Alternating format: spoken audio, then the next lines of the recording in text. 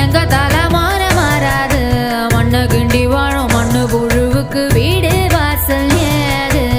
ஐயனாரு சாமி கண்ணை திறந்து பாரு, எங்க சனோ வாழ முன்ன விட்டா யாரு? எதிர்கால